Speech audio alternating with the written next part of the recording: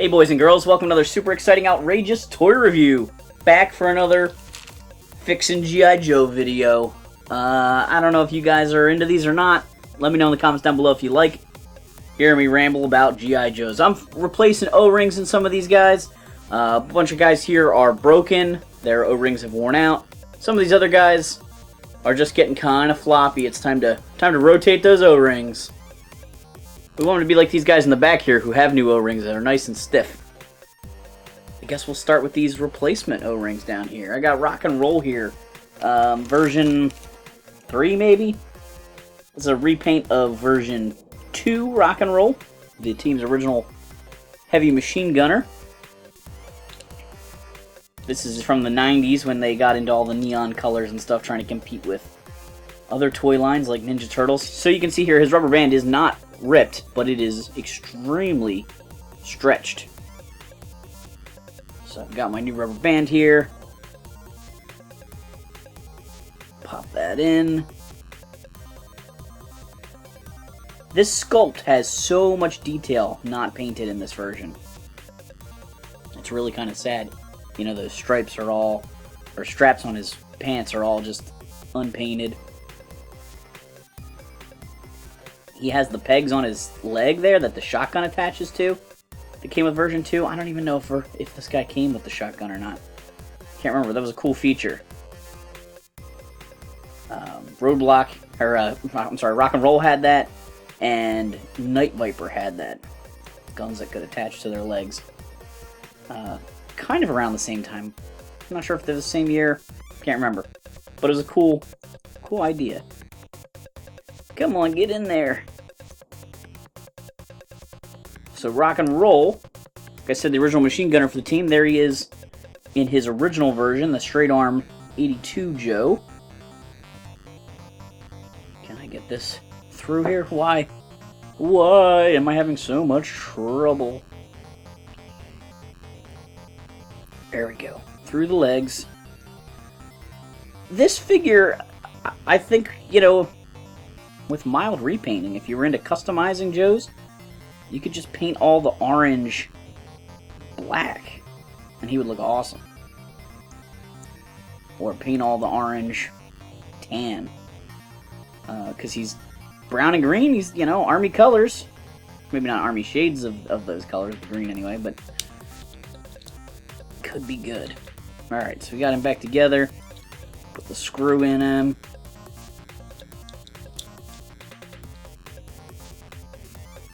Beautiful Rock and Roll. While we're at it, I might as well fix the original Rock and Roll also. He's got the bandoliers going across his chest. The only Joe to use this torso from that original set. A lot of... Oh, he's got a broken thumb.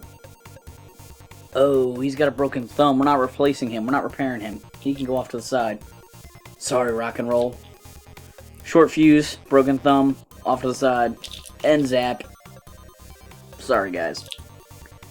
You're not getting repaired. Alright, back to these guys. Psychout. Psychout. This is version 2 Psychout. The original one, people always remember him because he had the goofy antenna thing. A blonde guy with an antenna strapped to the back of his head. Psychological warfare is a very odd military speciality to include in a toy line. Not one that kids could understand, really. And the original version had those, like, radar dishes on him. And as a kid, I think somebody explained it to me. Probably just one of my other friends. But I thought that he broadcasted something that made people feel bad or something like that. Like, he made people not want to fight based on these, like, frequencies he played out of those speakers. I can't really remember who told me that. Ugh. Having some troubles today. But that was my weird impression of Psychout as a kid. I don't think I even knew about this version of Psychout as a kid. You know, I was kind of growing out of G.I. Joe at that point in time. I did still remember looking at a lot of the toys in the stores during this 90s era, the last couple years of the line. I remember looking at a lot of the Battle Corps figures and being impressed that they reissued Keelhaul, kind of really wanting to get him, even though I was barely collecting Joes. I had a couple of figures from the tail end of the line. I had gotten a Ninja Force character, and I had bought some of the Street Fighter Joes, and you know, but I mean, this is a second round Sonic fighter, I think. It's a big backpack with the radar dish on it too. Very different look though for this guy. You know, he's got that helmet that covers most of his face, very RoboCop looking. Psychout number 2. Dial tone. This is dial tone version 3. Yep, same body the whole time, every time. They did initial colors, then they did him as a Brazil Mission figure, and then this is his Sonic Fighter version. I really like dial tone. I love his sculpt. I liked him in the cartoon.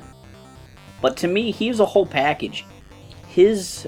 My interest in him was enhanced by his backpack and gun. He had a perfect look, the whole character design. And so this version, who didn't come with the cool backpack with the movable microphone and everything, just wasn't quite right in my eyes. Although I think the coloring's great on him. The gray sleeves, blue pants, and a black shirt. Looks good. It's not super military, but it looks nice. I think his upper half, actually his whole body really, could almost pass as a Night Force version of him. I don't know, the blue pants are a little un-Night Force-like, but did one of his versions have black pants? The original? No, the original had green pants. Or green pads. I can't remember. But, I don't know, I think you could probably either repaint him or just call him Night Force. Night Force dial tone if you really wanted to. He would be great. Sonic Fighter. Alright. Next up we have Sky Striker here. Odd figure in my opinion. This is a Tiger Force pilot. Oh, he's got a broken waist. Ugh. Oh. Woe is me. Alright, I'm not replacing him.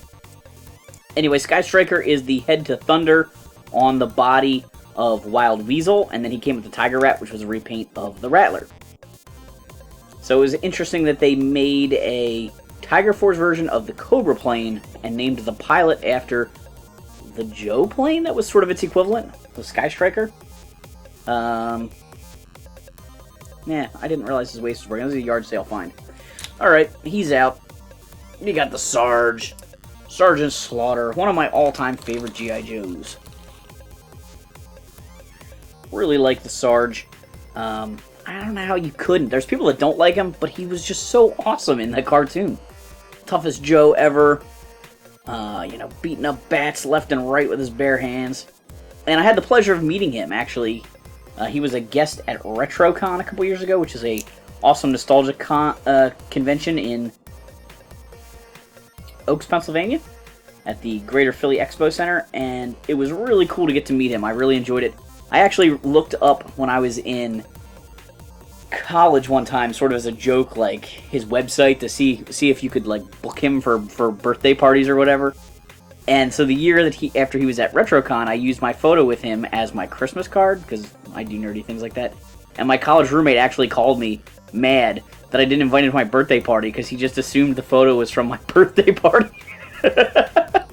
Having remembered this ridiculous conversation we had had when I was looking him up at the computer in my dorm room. Alright, so there's Sergeant Slaughter back together. Nice and tight.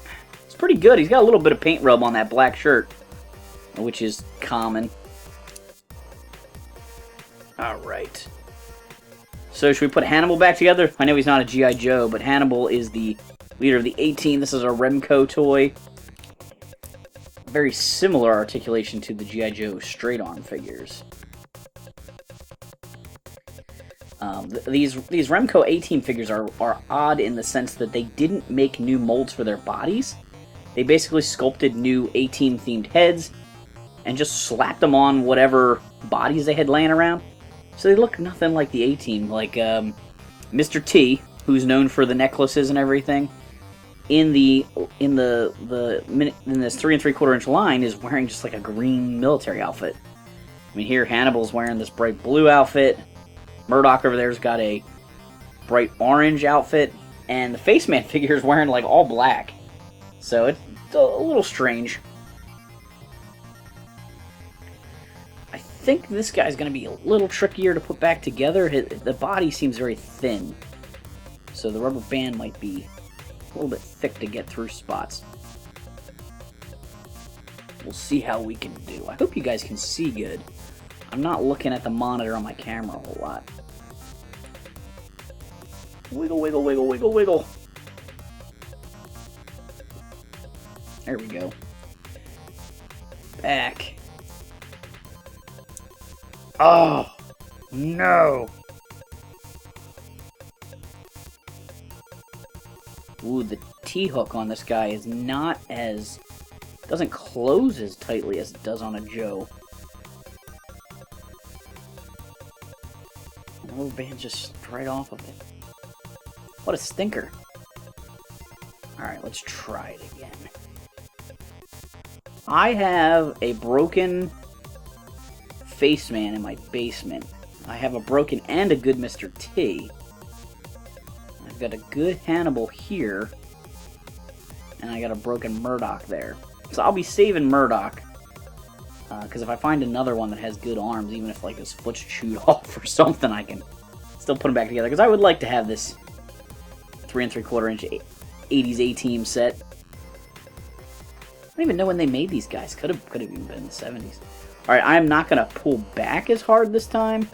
I sort of do my backstretch thing when I'm trying to put guys together. But I think that's what popped the rubber band off. Whoa, whoa, whoa. Down, boy. Whoa. Uh-oh. Getting into trouble here. Whew. Come on, come on, come on, come on, come on. Come on, come on, chameleon. No, I won't sing, sorry. Oh! Put that arm in the socket. Wiggle it around. Put a screw in the back.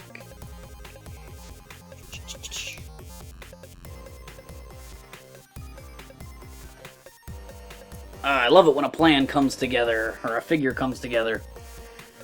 So these guys that I'm not fixing, because they have broken parts, I have a bin, they go in. I used to use them for customizing, now they just kind of go in a bin, and then if I find somebody, like, I might have a rock and roll arm down in my basement that I could fix this one with. So, you know, he's not getting chucked out, but I'll take a look at it. So, Howlin' Mad Murdoch, you're going over in the pile of rejects here. And let's see. Oh, I got Zartan here. I don't have his waist, so obviously I can't fix him. But for those of you that maybe are newer to G.I. Joes, the Zartan family, Zartan, Zarana, and Xandar have a special color change feature where their flesh color changes colors when you take them outside, like they turn blue. And because of that process, for some reason, their figures were glued or sonic welded or something or another. So you can take that screw out, and it doesn't change anything. The figure is still, like, attached. Now, I've heard of people using a knife and kind of cutting around the edge and prying it apart, or boiling it and prying it. All those different tricks do exist. I know as a kid, my Xandar, the brothers, his rubber band broke, and my dad destroyed the figure trying to get it apart. We didn't know about that back then. And just, you know, couldn't get it. Tried, like, stuck pliers or something inside the center and just pried, and it shattered. So, this is a really nice Zartan, though. It's a shame. His elbows are really tight. His paint's really good. But like I said, on the waist. But I would love to fix him, but I can't. So he's over there. I could put his body on... No, I can't, because I can't get his torso. Never mind. I can't put his torso on somebody else's waist. Alright. Oh, we got a straight arm rock and roll here anyway. I forgot. Here we go. Take him apart. Rock and roll. Ooh, that's a rusty screw. Rusty screw. Rusty screw. I said I wasn't going to sing. Let's see here. All I can think of are song jokes. I love rock and roll. Put another dime in the jukebox, baby. It's terrible. Ooh, come on. You gonna open up? Rock and roll? So rock and roll was often depicted on the Ram motorcycle, which is my all-time favorite G.I. Joe vehicle. I have a whole mess of them. I keep buying them. Every time I see them for cheap, I buy them. Even if they're not complete. I have no idea. I mean, he's not glued. I'm getting some wiggle out of it. But he just does not want to separate. Come on, come on, come on. You can do it. Wiggle, wiggle, wiggle. Wiggle, wiggle, wiggle.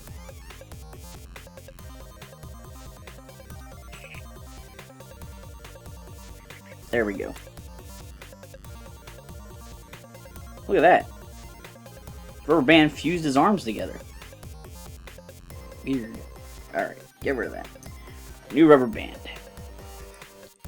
Rock and Roll's got these little gold pockets. It's kind of funny, but the same color paint they used on his bandoliers there. Only Joe to use those bandoliers. They reused so many parts on those 82, 83 guys. It was interesting because most of the guys that had unique bodies were the drivers. Like Steeler had a unique body and Clutch had a unique body. But Rock and Roll got a unique body out of the regular figure. So I just always thought that was interesting. I think it would have been a cool variant, or just an additional Joe member if there was another guy with the bullets, like how there were two guys with the high strap across the top here, and two guys with that type torso, and two guys with the pads, you know, the Grand Slam pads, flash pads. But maybe Rock and Roll would be less interesting had that happened, because then he wouldn't be so unique. I am super nervous right now about breaking this waist for a straight-armed Joe. I find this to be the hardest part of changing the O-ring, is getting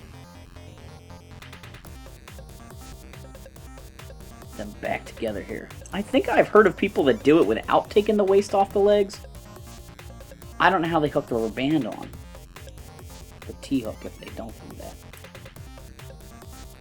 It's just the way I've always done it. There we go. Why? So much trouble and then so easy. Very strange. Straight arm figures kind of stink.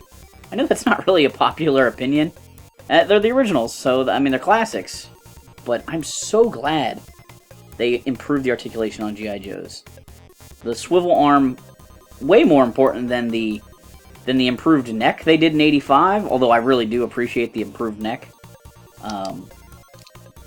That swivel battle grip thing just really is a big deal for making these figures fun to play with and, you know, able to pose well and stuff. The straight arm just pretty miserable. Just a little too basic, you know? I mean, I mean, there was a really special world created for G.I. Joe that made them awesome, but they didn't have the same kind of multimedia that Star Wars did. You know, the Star Wars movies are just so incredible compared to, like, you know, a kid's cartoon as far as media goes. So Star Wars was so real, but I just always I remember wishing that the Star Wars figures were articulated like G.I. Joes. So you could actually pose Luke Skywalker holding his lightsaber, you know, the way he does in Return of the Jedi or Empire Strikes Back. And the Joes, thanks to the swivel arm battle grip, you really can pose them in good action stances. And you can have Snake Eyes look like he's really going to fight somebody with a sword and a Uzi. Alright. Rock and Roll back together. Whew. Stalker's up next. Stalker is kind of the second in command of the original Joe team. He was sort of the, you know, the leader on the field, because Hawk did do some of the fighting, but he was quickly promoted. Stalker has been a classic character all along, very popular character. Got good use in the first miniseries or so, and then really got downgraded in the cartoon, you know.